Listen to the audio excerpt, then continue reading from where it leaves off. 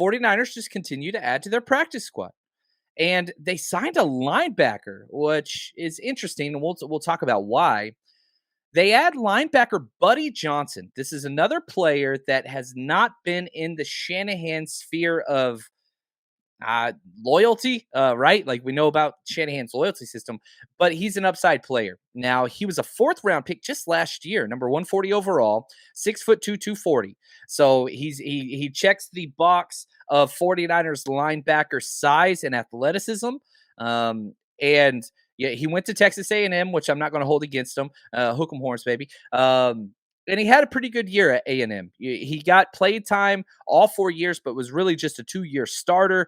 209 tackles, 23 and a half tackles for loss, 6.5 sacks, 1 interception, 3 forced fumbles, 2 fumble recovery. And, what I thought was interesting, anytime I see somebody come from Texas college, I got to dig deeper. He played at Kimball High School in Dallas, which he has in common with another 49er on the practice squad, Tayshaun Gibson. Now, there's a big age discrepancy between the two, but both Tayshaun Gibson and now Buddy Johnson, both from Kimball High School, which is interesting. Also, the only 2 Kimball football players in the NFL currently on the same practice squad, which might not interest anybody else besides myself, but I thought it was interesting. Now, the Steelers walked away from a 4th-round pick last year. Why? He didn't get a lot of playing time. And I'll pull this up, and I don't know if you guys are going to be able to see this very well on the screen. This is the snap count allotment for Buddy Johnson last year, and it's not good. He only had 6 total snaps defensively, and they all took place right here, week 14. Let me try to increase the size there just a little bit. I think that's about as good as it's going to get. But most of it was special teams. And again, only made appearances in 4 games. Just was not what they wanted, which is an indictment against the player. But whenever you're looking at somebody like Buddy Johnson, who was, in fact, a 4th-round draft pick for the Steelers, they get second chances. And that's exactly what's happening with the 49ers now. Now, it's just a practice squad spot. But why do the 49ers continue to load up on linebackers? Listen to how many linebackers they got on the roster. Initially, on the initial 53, they had 6 linebackers, but then you had Curtis Robinson, undrafted free agent, go straight to IR. So now you've got 5 on the active roster. You've got 1 on IR, and now you have 3 linebackers on the practice squad. That's a lot.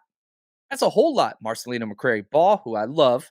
I made the claim last episode. If you missed it, I am putting my stake on this dude as a starter next year. Marcelino McCrary-Ball. He's going to be a starter for the 49ers next year. Blake Lynch of Baylor football. He's already on the squad. And now Buddy Johnson. And Buddy Johnson, he's interesting for several reasons. Because I started looking at his athletic profile because he was a high touted prospect. He went to the combine last year. And so whenever they go to the combine, you get all this information. Broad jump, 128 inches, top 95% of linebackers. 20-yard shuttle, 4.07, top 94% of linebackers. Vertical, 38.5, 89%. Ran a 4.58 40-yard dash, which is top 85%. He's fast. Short, stocky, fast. And probably my favorite thing about Buddy Johnson, which I have not watched his film, I'm just going to be very, very upfront with that.